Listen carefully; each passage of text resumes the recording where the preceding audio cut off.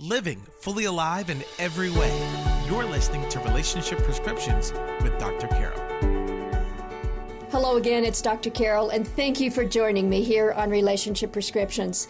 I am with a new friend, but I believe someone who will bring so much hope and value to you who are listening. I'm here with Jonathan Daughtery. He's the founder of Be Broken Ministries.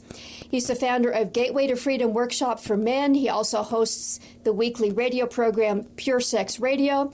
He's an author and a speaker on sexual purity and men's issues. He has been on numerous national and international media outlets. Jonathan, thank you for joining us on the program today. Well, thank you. And I just have to say, I'm impressed that you pronounced my name right. So many people get that wrong. So thank you for doing that. Well, it's really great to be here with you. I'm grateful that this time worked out where we can do this in person. Mm-hmm. I recently found out about your story, your ministry, your writing, and so on. I think many of our listeners may not know.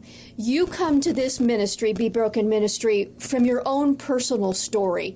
And I have been so blessed by hearing just little bits of your testimony, what God has done in your life and in your marriage. For our listeners who may be finding out about you for the first time, just let them know how you came to this place and what God brought you out of.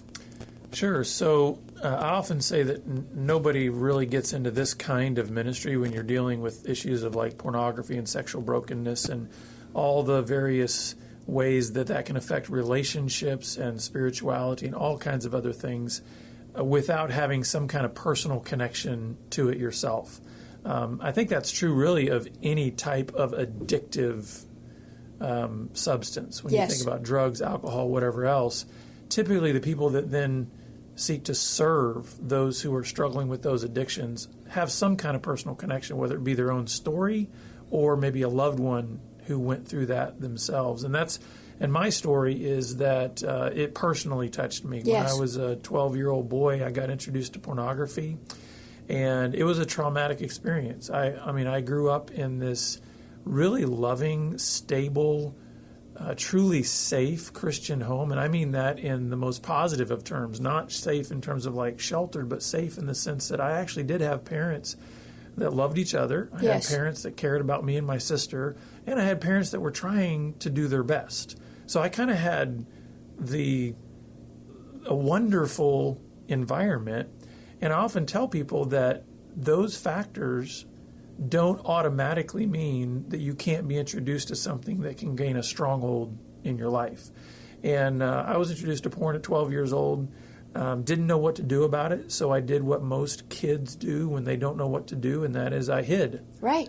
So I learned to keep secrets about this, and that started kind of a pathway of developing a double life or a divided life. So throughout junior high and high school, I learned how to do what I call image building. I learned how to construct this image of myself that would fit the circumstance or the context I was in.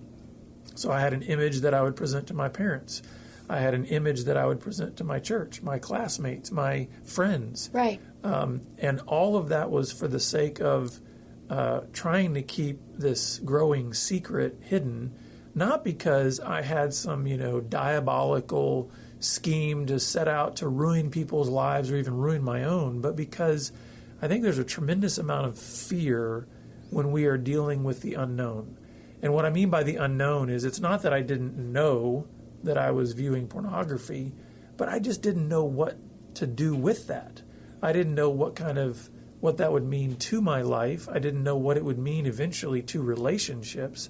And so that fear of just, I don't know how to handle this, kept me in the dark and kept me carrying the secret.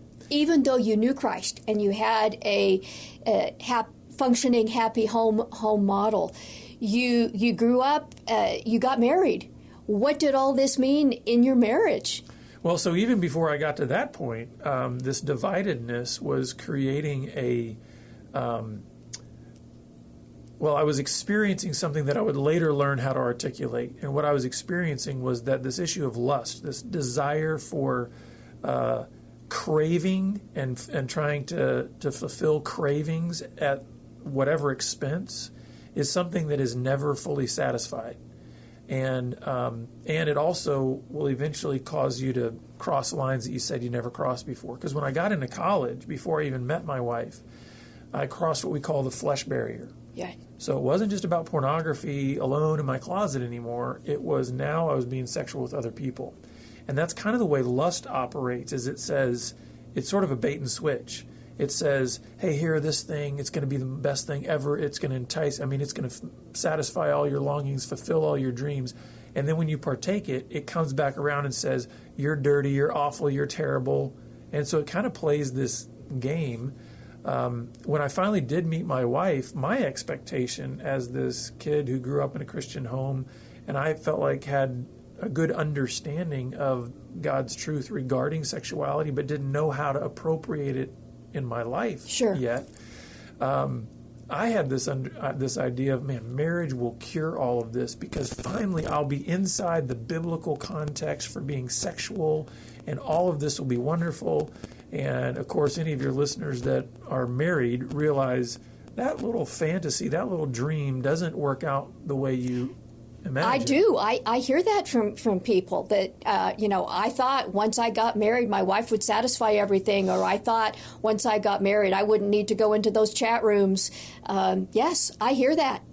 And I think what it is it's because we have done such a good job, and I'm not necessarily saying that in a good way. I think we've done such a good job sometimes in the church at only pushing this purity narrative, at only pushing this idea of purity, that we haven't given the fuller scope of what does human sexuality mean in a much broader sense, and then more specifically, what is marriage all about? What is this? Why are there these boundaries? Why has God created that the covenant expression of our sexuality? And if we don't have that broader context as kids, we have only a narrow purity narrative, which I'm saying the purity narrative fits in to the broader context. Right. But if all you have is that purity concept of like, just save yourself, be a virgin, be pure, then it creates such a massive amount of shame associated with your sexuality that I don't believe was God's intention ever. And so I went into marriage with only this purity narrative, which, by the way, I'd already failed. Sure. So now I'm bringing in that shame. And then I'm looking to marriage, to this one woman, poor lady, for her to be like the answer to all of my sexual frustrations. That's a lot of pressure to put onto one human being. Right. And, of course, you can imagine that even as that aspect of the relationship was fine, it did not satiate my lust. And that's something that I've kind of, not to get too far ahead, but that's something that I've learned has to be part of that living sacrifice. Right. Has to be part of that daily crucifixion that we do of the flesh. And if that's not happening, then whatever we look to try to satiate those types of appetites, we will not find satisfaction. And so naturally, it was only a matter of time before I started getting back into my old habits, still living a divided life, where I'm now presenting an image to my wife that everything's fine, while at the same time I'm going off and starting to have what I kind of call me time with pornography and other things. Jonathan, there are so many aspects that we could talk about here. We could talk about the impact on children and how our culture today is just making that almost universal, nearly. We could talk about the parenting aspects or about why pornography is so dangerous. But what I hear from my leaders and readers and listeners so often is they feel trapped in that shame. They've been stuck in this for years. They've tried to quit, and trying harder isn't working. Mm-hmm. That shame cycle and just heaping on guilt and everything that they are trying is not working. I've been read and watched enough of your story that I know you came to a point where everything fell apart. Right. I actually came to a point where not only did everything fall apart, but I was seriously and legitimately contemplating suicide. Yes. And that's another thing that not to get too far off on a sidebar, but I just want the listeners out there who have a relationship with Christ to understand that doesn't automatically preclude us from going to very dark places emotionally. Praise God that it's by grace that we are saved. Therefore, it's not by any of our works that we have this great, wonderful gift of salvation in Christ. But even in having possession of that gift, it doesn't mean that there can't be some very dark things that sort of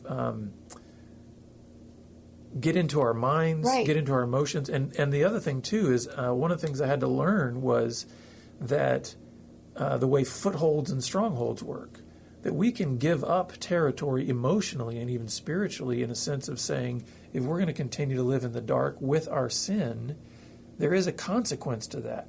Not eternally, in the sense that if we have the wonderful gift of Christ and his salvation, that's a permanent... You've said yes to Jesus. Gift. That is settled. But there's a walking out yes. of that I finally got to a point where everything fell apart. My wife left me. I was truly all alone. And that's actually where God reminded me of the beautiful truth that he says he will never leave nor forsake anyone who's his own. And he met me in such a profound way in that dark, lonely place where everything else had fallen away. Everything else was destroyed, if you will. But he remained. And that was the foundation from which I would begin to learn a whole new understanding of what grace really is all about, and that it's not just this theological or even philosophical concept, but that the grace of God actually has real manifest power to transform our lives. And it was from that point in 1999 that I began to walk a journey to learn, well, what does that actually mean? Right. And the first thing I learned in that was it means you have to walk in the light. You have to bring everything into the light. And I think sometimes we say certain things in a way that come across real flowery, like walk in the light. Doesn't that sound great? Until you actually look at what you have in the dark. And you're like, I don't want to bring that into the light. Yes. And yet I didn't experience the power of the grace of God until I did two primary things. One was bring everything that I had put in the dark out into the light, not only before God, but secondly, got connected into authentic community with other men who could walk alongside me with this, who were also living out the grace of God in my life and saying, hey, brother, I know everything that you've done now that you've confessed it, and you're welcome in this group, and we want you to be here. Tell Jesus and tell somebody. Yeah. It's just like when Jesus was confronted with what's the greatest commandment. He didn't disconnect the vertical from the horizontal. Right. He said it is absolutely about loving God first, but directly connected to that is loving your neighbor. And I believe the same is true in this idea of what does it look like to walk out this grace that we've been given through Jesus. It means you can't do that isolated in your closet. I was so frustrated for many years in my life, Carol, because I really thought God either didn't care, or he wasn't powerful enough, or he had truly given up on me. Right. Because I was in my closet, and thousands of times I'd said, God, take this away from me. And I was unwilling yet to listen to the still small voice that was basically saying to me, I have all the power available for you, for your life to be completely changed, but you are remaining stiff-necked and not going into the context in which I will release it.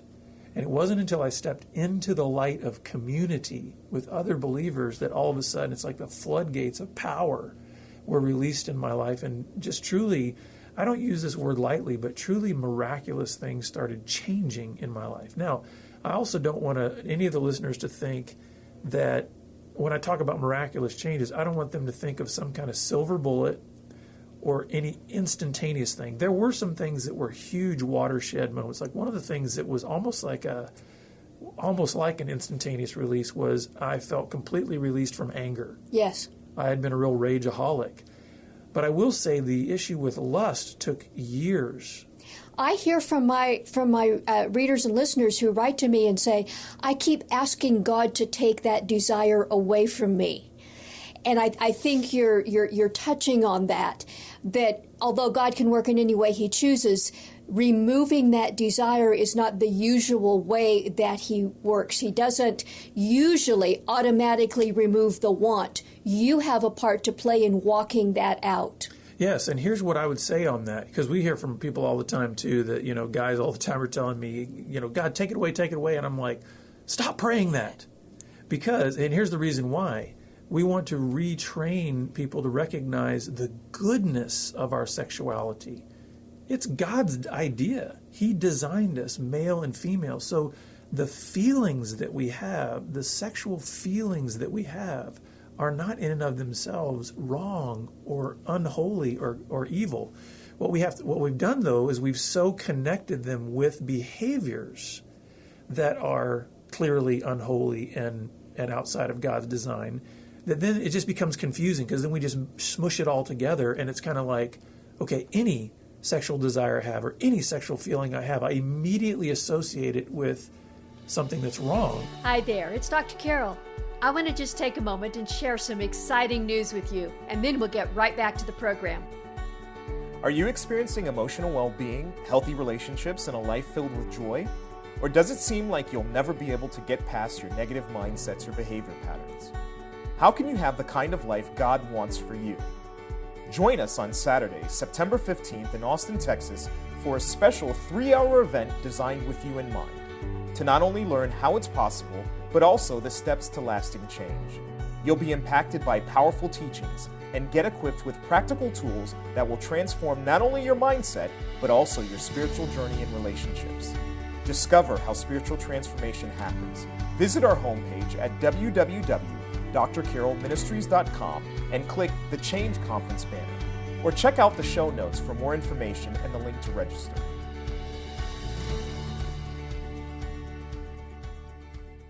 That's the enemy's tactic, Exactly. to associate shame and guilt with any sexual feeling. God didn't create something that was bad when he made us as sexual beings.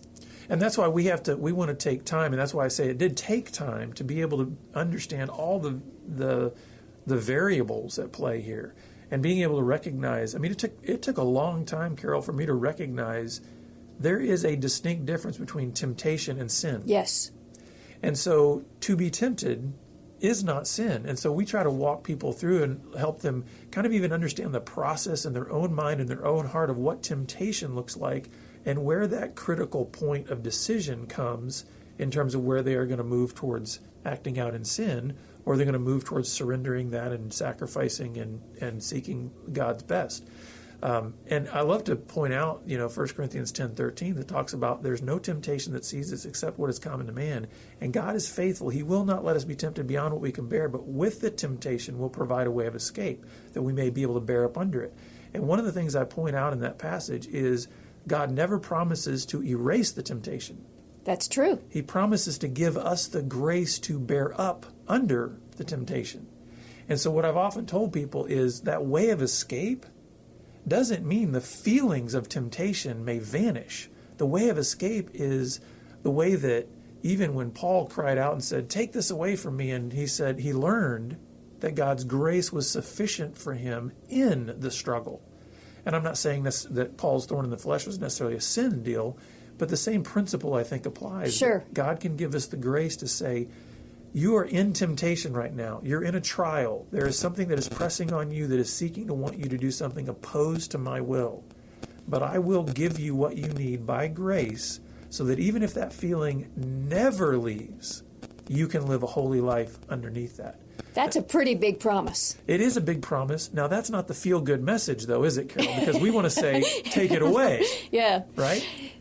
But that is, we have to read the Bible for what it says, not what we want it to Exactly. say. Yes. Now, I do try to encourage people, listen, we are given the promise and the hope that there is a day coming when there will be complete removal Right. of all of those pressures of sin on our lives. But in the meantime, it is a journey of growing in trust. Do we really trust that our God, who went to such lengths to redeem us, to purchase us back, to, while we were still sinners, die on our behalf, are we willing to trust that he has all the resources available to give us exactly what we need in the moment we need it, so that we can bear up under it? And I actually think what I've learned in my own life is I believe it's a far greater testimony to encourage others by being able to model our lives in a way that we are bearing up under pressure, than it is to have some super polished testimony that says, hey, I lived to this point and everything from that point, when as soon as I met Jesus, no struggles anymore. I'm like, That sounds so unreal, you know, and I think the testimony of believers is that is generally, unreal. Jonathan, I feel like we could talk for hours about this, but there's a couple other things that I don't want to miss in getting your perspective on.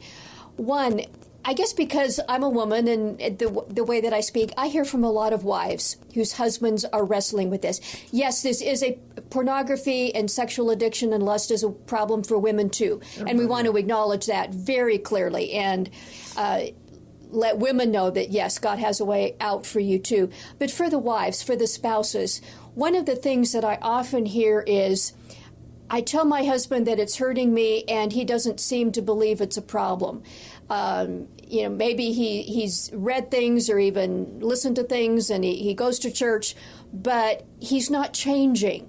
He's still doing this, and I am being devastated on an ongoing basis. Just talk to that dynamic for a moment. Yeah, and unfortunately, this is a scenario that we see a lot. And one of the things that we try to do in our ministry to help encourage wives is help them to recognize that they're not powerless to be able to make their own choices in terms of how they're going to respond to this. And the first thing I ever tell a wife when she is talking about just the pain of having to live in such a scenario is that to be sad and to be angry are the appropriate responses. And the reason I put it in those terms is because what is happening to her in that relationship is very much an injustice. It is not the way God designed marriage to be, and therefore she is being, if I can put it in this stronger term, she's being violated in that covenant. And she doesn't have to believe that it's okay. Right. She does not have to go along. You do not have to be complicit to his behavior. In fact, I think my prayer for wives in those situations is that they would be strong enough to be able to set boundaries and say, this is not right, and have the courage to do that. Not in a way that gives excuse for then her to respond in sinful ways herself. Sure. Payback isn't forgiveness. That's not the right response either. But to be able to recognize that there are things that she can do for her own health, spiritually, emotionally, that sort of protect her from damage as she entrusts herself to God more fully. I believe the same principles that we apply to men in the sense that, listen, a guy in recovery needs a group. A guy in recovery needs good, wise counsel. A wife needs the very same things, and she can get those individually without feeling like she has no recourse. Right. And thank you for saying that. You've mentioned a couple words through our conversation that remind me to let our listeners know about a book study guide that you have coming out this week, Gracebased Recovery. I know that whether it's from sexual addiction or substance abuse or any kind of recovery programs, so much of many of those programs is based on behavior, staying away from taking a drink or watching a porno video or whatever the behavior may be. You come at recovery from a different perspective in this grace-based recovery, and so biblical, so full of hope. Just outline, if you would, the difference between those perspectives. Yeah. So the fundamental difference is we talk about the difference between maybe a grace-based approach versus a performance-based approach. But before I even share that, I want it to be understood, we don't look at either one of I don't look at a performance-based approach and say, it's evil. I don't think there's a single recovery program out there that has not had at its core and its foundation wonderful intentions. Right. So even if something is a performance-based model, I believe the end game that they're looking for is we want people to not be bound up in their addictive patterns. And if you stop looking at pornography, if you stop drinking, there are benefits. Absolutely. Wonderful benefits. The way I try to put it in sort of a continuum is I look at the behavior modification stuff as like that's recovery 101, and it's absolutely essential. You actually can't get to the meaty stuff, the good stuff of the grace without having some changes happen behaviorally. Right. And so it's not like, and it's also not a smooth linear transition. It's not like, listen, if I just get this grace-based formula all ironed out in my head and have the right intentions to get my life pointing in the right direction, then boom, it's just going to all work out. I think the behavior and the emotions and the spirituality and the relationships, all those things converge together. What we're trying to say is when you have a grace-based foundation, or you have this grace-based approach, the thread that goes through every single aspect of this very choppy journey that you're going to be on of recovery is that there is nothing from God's perspective through Jesus Christ that will change your value and your worth before Him. That is ultimately what we're trying to teach through the grace-based recovery, because what tends to happen in a performance-based approach, even if it's not the intention, is often the unintended consequence is in a performance-based approach, you begin to believe that your value is connected to how well you're doing. Right. Or how poorly you're doing. And so sometimes, if you're doing really, really well, you are estimating that your value is higher before God and others. I've been able to try hard enough, long enough, and so that means I'm better in some way. Yeah. And if you're doing poorly, then you believe that your value and your worth is worse before God and others. The good news of the gospel, and this is really the essence of a grace-based approach, because it's the grace of God, not just grace as a theory. The grace of God, the good news of the gospel is that when you look to the cross, we come to understand what our value before God actually is. I used to say to people, you're priceless. I don't say that anymore.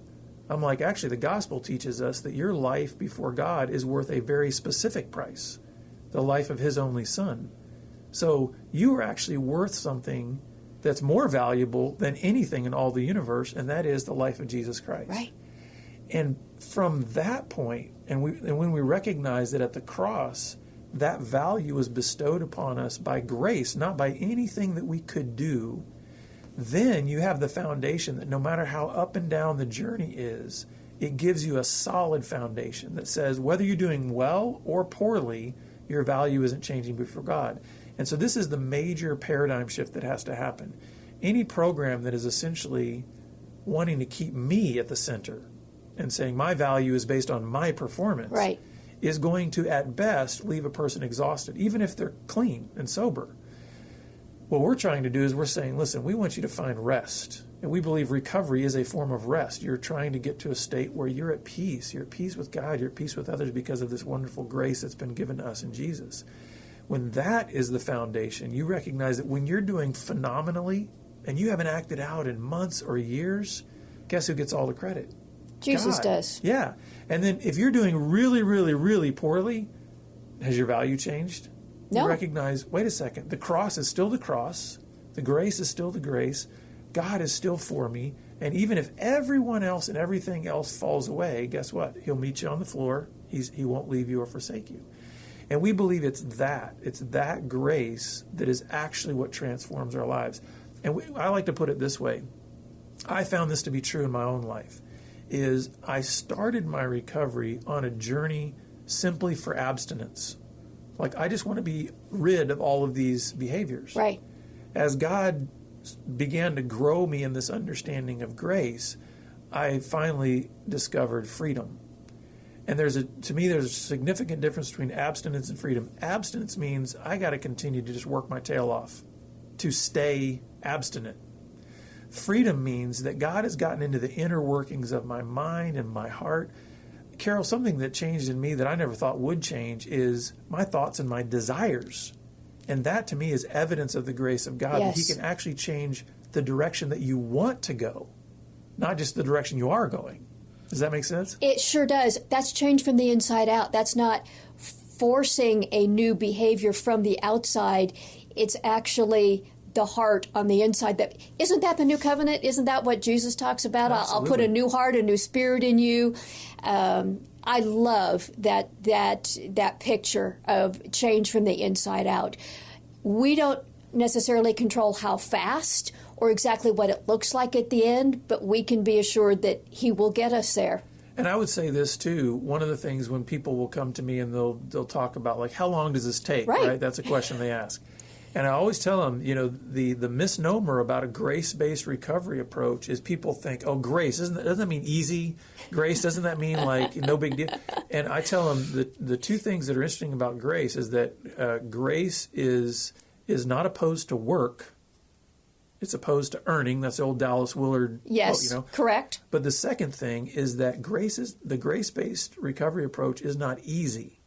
And what I mean by that is that when I really began to learn what a grace-based approach actually means, it actually means that the fundamental characteristic that has to be developed is humility.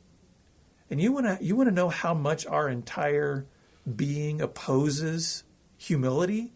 We don't like that. It's like, I would much rather be able to stand up and say, I'm 19 years sober by my own effort, and I did it. And it's like, guess what? A grace-based approach does not give you that opportunity, because you have to recognize any good and perfect gift is from the Father of lights. It comes from Him. Now, the difference, though, is that even though I can't claim any of those victories on my own, I won't trade the joy of the freedom that it brings for anything in the world. So I just want to always let people know it's a grace-based approach doesn't mean that you just sit back and do nothing, or that it's just going to come easily, because it's going to challenge every part of your being that wants to take credit. Every part of your being that wants to say, mine, I did that. Right. And so it is a more difficult approach, but it's so much more fruitful and beneficial to our soul. Jonathan, again, I feel like we could talk about so many of these dimensions, but for our listeners who are hearing about you and Be Broken, just let them know how they can find you and take advantage of the ministry that God has entrusted to you. Yeah, so our main website is just bebroken.com. But I would share, since we talked about men and then we talked about wives, I want to just share two resources that have been really helpful over the years for men and women. One is our Gateway to Freedom 3-day workshop for men. Hundreds of men have found that to be just a catalyst in their journey of breaking free from any kind of sexual struggle or stronghold. And more information about that can be found at gatewaymen.com. And then we have a wives care ministry that does online care groups for women. And we found that to be a great environment where women can feel safe, sometimes even anonymous if they just need to call in rather than actually be on the video chat. But it's a private, closed group. We do those periodically. And more information about that can be found at wivescare.com. And then any of our resources, if you just go to Amazon.com and search my name, you'll find a lot of our books and resources. Well, we'll put links to those resources and your books on the show notes for this episode. Jonathan, thank you so much for sharing your heart and what God has entrusted you with to bless others with. I know that our listeners are blessed, and may God bless you as you continue to work for His kingdom. Thank you. It was my pleasure.